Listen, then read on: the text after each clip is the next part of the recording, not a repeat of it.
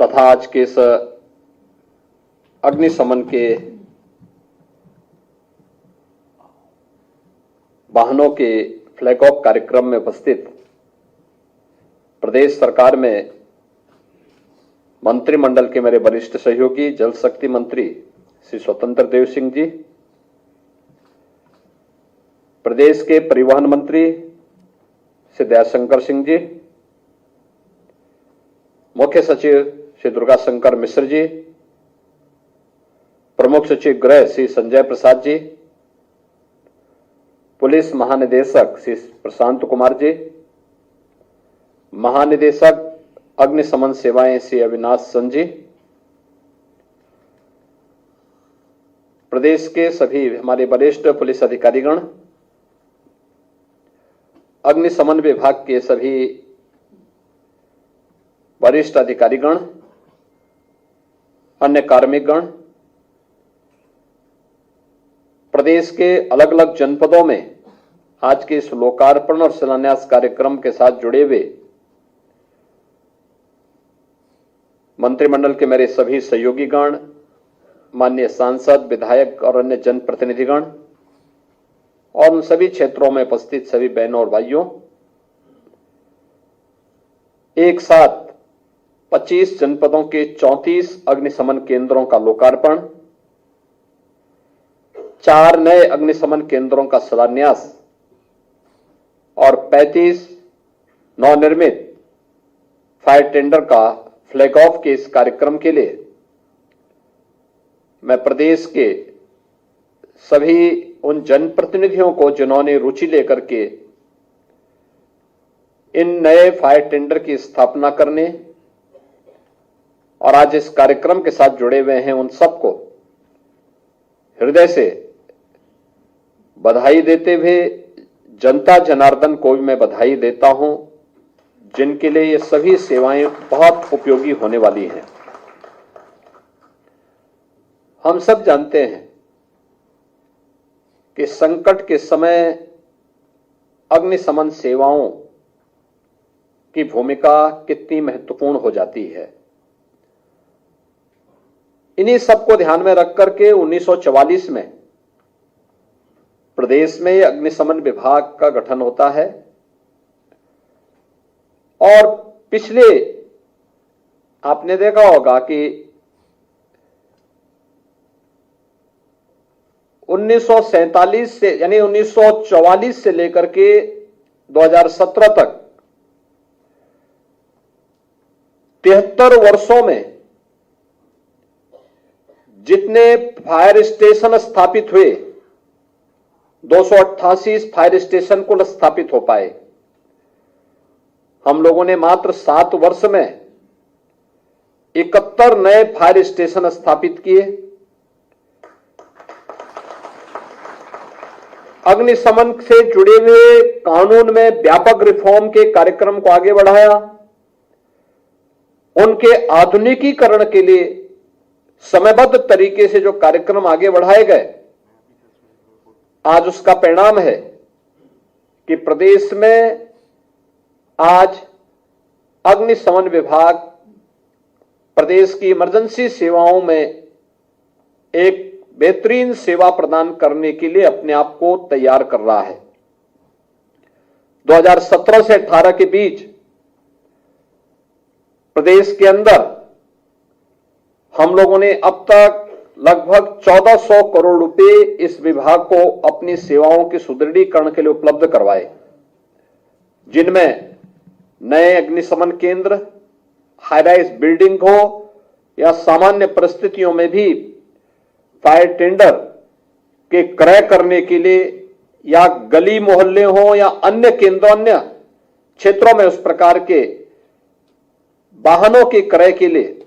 फिर धनराशि उपलब्ध करवाने की कार्रवाई हो। ये सभी कार्य समयबद्ध तरीके से जहां आगे बढ़ाए गए, वहीं विभाग में रिक्तियों को पूरा करने के लिए फायरमैन, अग्निशमन अधिकारियों की तैनाती को भी समयबद्ध तरीके से आगे बढ़ाने का कार्य किया गया। बहुत बार शिकायत होती थी इन चीजों को लेकर के, वह उद्यमी भी शिकायत करता था और भी अन्य लोग जो प्रदेश के अंदर निवेश करने के इच्छुक थे, उनके द्वारा एनओसी को लेकर के अक्सर बातें की जाती थी। हमने उसको डीम्ड किया, एनओसी की प्रक्रिया को सरलीकरण करने का कार्य किया। आज उसके बेहतर परिणाम आए। ईज ऑफ डूइंग बिजनेस में यूपी की रैंकिंग में हुआ सुधार इस दिशा में किए गए प्रयासों का परिणाम है। और आज मुझे प्रसन्नता है कि प्रदेश सरकार ने जब ये कार्यक्रम अपने आगे बढ़ाए तो आज उसका परिणाम हम सबके सामने देखने को मिल रहा है कि प्रदेश के अंदर तेजी के साथ हम अपने सभी तहसील स्तर पर एक एक फायर स्टेशन स्थापित करने की दिशा में अग्रसर हो चुके हैं। मेरा अनुमान है कि अगले कुछ ही दिनों के अंदर, कुछ ही वर्षों के अंदर उत्तर प्रदेश देश का एक ऐसा राज्य होगा जो आबादी में सबसे बड़ा है, लेकिन आम जन की सुविधा को ध्यान में रख करके हर तहसील क्षेत्र में एक एक फायर स्टेशन की स्थापना करना हमारा लक्ष्य है। और इस दिशा में आज का एक कार्यक्रम एक मील का पत्थर साबित होने जा रहा है। इसके लिए मैं प्रदेशवासियों को हृदय से बधाई दूंगा और विभाग को हृदय से धन्यवाद भी दूंगा। हमारा प्रयास होना चाहिए कि हम फायर की टेंडर की किसी भी कार्यक्रम को, रिस्पांस टाइम को कितना कम कर पाएंगे, यह सबसे महत्वपूर्ण है। अगर अग्निकांड की चपेट में कहीं कोई स्थल है, कोई भवन है, कोई मोहल्ला है, हमारा रिस्पांस टाइम जितना कम होगा उतना ही जन धन की हानि को रोकने में हमें मदद मिलेगी। जन धन की हानि रोकना हमारा पहली प्राथमिकता होनी चाहिए। और इस दृष्टि से प्रदेश में पिछले कुछ समय से जो प्रयास प्रारंभ हुए उसके बेहतर भी परिणाम सामने आए हैं। खासतौर पर पिछले कुछ समय से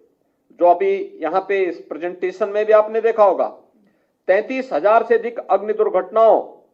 में 3,780 जनहानि को रोका गया, 5,000 से अधिक पशुओं की हानि को रोका गया और इसके कारण 1.5 अरब रुपए की संपत्ति को भी बचाने में मदद प्राप्त हुई है। यानी 150 करोड़ रुपए की संपत्ति को भी बचाने में विभाग ने मदद की है। इसके अलावा और भी अन्य कारणों से, खासतौर पर अब सीजन आएगा, इस सीजन में आप देखते होंगे जब तेज लू चलेगी खड़ी फसल में आग लगने की संभावना दिखती है। उस समय भी फायर विभाग की आवश्यकता लोग महसूस करते हैं। अग्निशमन विभाग उस समय भी जाकर के लोगों की मदद के लिए खड़ा होता है। किसी मार्केट में कहीं कोई दुर्घटना हो गई, उसको बचाव करने के लिए हमेशा खड़ा होता हुआ दिखाई देता है। और आज इन सभी कार्यक्रमों को हम लोगों को और प्रभावी ढंग से आगे बढ़ाने के लिए कार्य करना है। अग्निशमन तथा हम लोगों ने आपात सेवाओं को उच्चीकरण करने का काम किया है और इस दिशा में न केवल अग्निशमन सेवाएं बल्कि प्रदेश के अंदर हम लोगों ने एसडीआरएफ के गठन की कार्रवाई को भी पूरा किया है। अब तक हमारे पास एसडीआरएफ की 6 कंपनियां काम कर रही हैं और साथ ही साथ प्रदेश के अंदर स्पेशल सिक्योरिटी फोर्स का गठन करते हुए महत्वपूर्ण इमारतों और संस्थानों की सुरक्षा का दायित्व हम लोगों ने स्पेशल सिक्योरिटी फोर्स को उपलब्ध करवाते हुए प्रदेश में इस कार्यक्रम को जो एक विश्वास अर्जित हुआ है प्रदेशवासियों के मन में, प्रदेश में आने वाले निवेशकों के मन में, आने वाला जो टूरिस्ट है उसके मन में, इस विश्वास को और मजबूत करने का कार्य हम सबको करना है। इस दिशा में हमें पहले चरण में जनपद स्तर पर, दूसरे चरण में हम लोग उसे तहसील स्तर पर लेकर के गए हैं और हमारा प्रयास होना चाहिए कि अगले 1-1.5 वर्ष के अंदर हमारा प्रयास हो कि हर तहसील फायर स्टेशन से आच्छादित हो जाए। इसके लिए विभाग को प्रयास करना चाहिए, गृह विभाग को उनको पूरा सपोर्ट करना चाहिए और एक साथ इस कार्यक्रम को अब आगे बढ़ा करके बहुत कम तहसीलें बची हैं जहां पे फायर स्टेशन नहीं है। आज मुझे प्रसन्नता है कि जब हम लोग 38 ऐसे जनपदों में, जिनमें से 34 में फायर स्टेशन स्थापित हो चुके हैं और 4 में आज शिलान्यास का कार्यक्रम हो रहा है, इसके साथ ही 67 यानी 67 fire tender, 2 foam tender, 3000 fire resistant overall डागरी,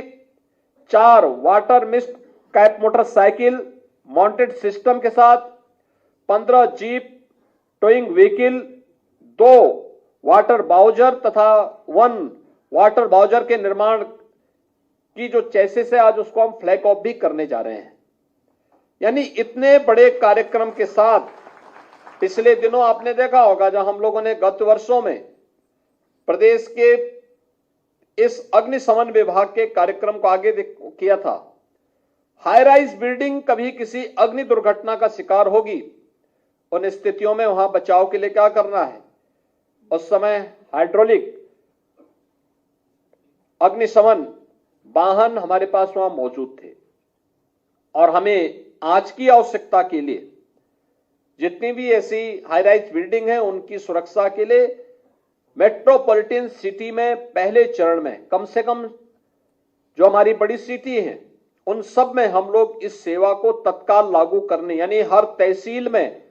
हमें जहां फायर स्टेशन की स्थापना करनी है वहीं पे हाई राइज बिल्डिंग में इस प्रकार की किसी भी दुर्घटना से बचाव करने के लिए और उसके प्रशिक्षण के लिए हमें fire tender, hydraulic fire tender की स्थापना करने के कार्यक्रम को भी प्राथमिकता के आधार पर आगे बढ़ाना होगा, जिससे किसी भी घटना दुर्घटना के समय जनधन की हानि को न्यूनतम करने में हम लोगों को मदद मिल सके, हम मदद आम जनमानस की मदद दे सकें और आम जनमानस के विश्वास को बनाए रखने में मदद कर सकें। आज के समय में रिस्पांस टाइम हमारा जितना कम होगा वह पब्लिक की संतुष्टि का आधार भी बनेगा और इस रिस्पांस टाइम के लिए प्रशिक्षण और उस प्रकार के इक्विपमेंट आवश्यक है। ईज ऑफ डूइंग बिजनेस के लक्ष्य को प्राप्त करने के लिए हम लोगों को कानून में व्यापक सुधार करने ही पड़ेंगे और उसको समयबद्ध तरीके से लागू भी करना पड़ेगा। अगर हम समयबद्ध तरीके से उसे लागू करते हैं तो एक निवेशक का विश्वास व्यवस्था पर मजबूत होता है। अगर हम रिस्पांस टाइम को कम करते हैं, कॉमन मैन का विश्वास विभाग पर भी और शासन पर उतना ही मजबूत होता है, क्योंकि जब वह संकट में है तो संकट में होने पर उसके लिए सहायता के लिए पहुंचना हमारा दायित्व है। और जब उस प्रकार के इक्विपमेंट आपके पास होंगे, उस प्रकार का प्रशिक्षित मैन पावर आपके पास होगा, उसके लिए हमें तैयार करना हो, अपने आप को तैयार करना होगा। हम मानते हैं अक्सर इस प्रकार की स्थितियों के लिए कुछ समय तय होते हैं, अग्निशमन के लिए या फिर कहीं फ्लड आ गई, फ्लड के सिचुएशन में बचाव के लिए, किसी रोड एक्सीडेंट में बचाव के लिए एक निश्चित समय होता है कि इस समय ही ये ज्यादातर घटनाएं घटित होती हैं। शेष समय क्या, मुझे लगता है उस समय स्कूल कॉलेजेस में बच्चों के प्रशिक्षण के लिए भी हम लोगों को जाकर के उनकी काउंसलिंग के कार्यक्रम को भी हमें अपने इस कार्यक्रम का हिस्सा बनाना चाहिए, क्योंकि महत्वपूर्ण यह है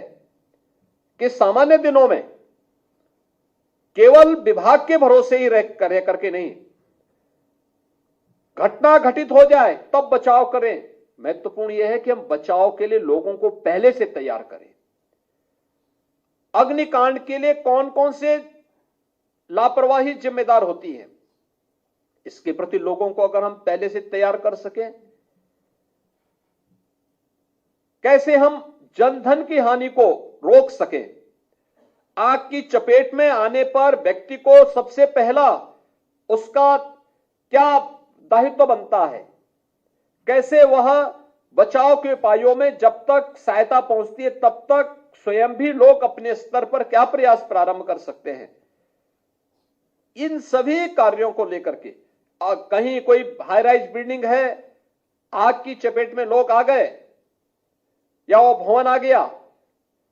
तो उस समय लिफ्ट का उपयोग करना चाहिए कि नहीं करना चाहिए, स्टेयर उस समय खाली रहनी चाहिए कि नहीं। अक्सर होता है जब लोग लिफ्ट में जाना शुरू करते हैं तो सीढ़ियों में अक्सर लोग सामान रख करके उस पूरी तरह बंद कर देते हैं। हर घटना भी हमारे लिए एक सबक होनी चाहिए और फिर उसको नोट करते हुए हम जब परस्पर विभागीय बातें करते हैं, विभाग में कोई बात का हम आदान प्रदान करते हैं, उस समय हर जनपद को इसके लिए काउंसिल करना कि फलानी जगह दुर्घटना का कारण ये था, ये लापरवाही थी, इस लापरवाही से हमें सबक सीखना चाहिए, उसको नोट करते हुए और फिर जब हम लोग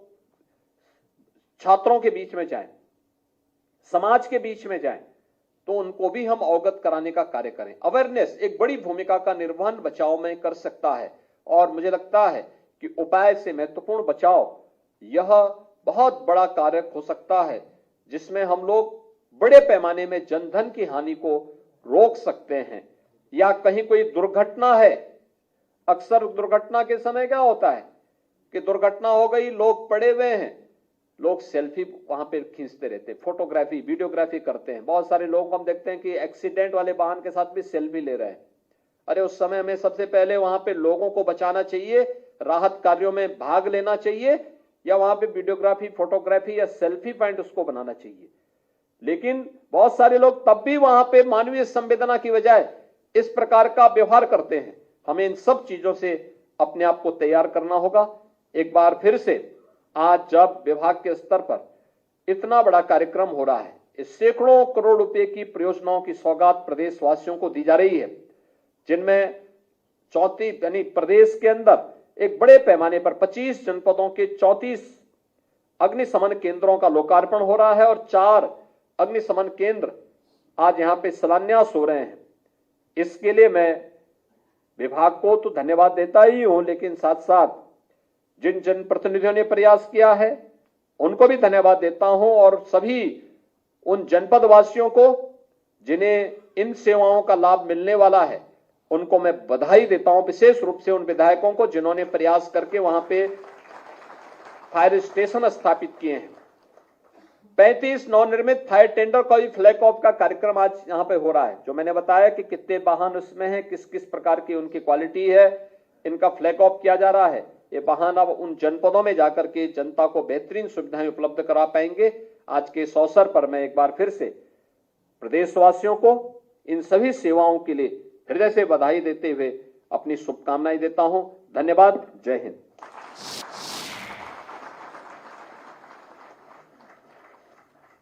बहुत बहुत साधुवाद माननीय मुख्यमंत्री जी।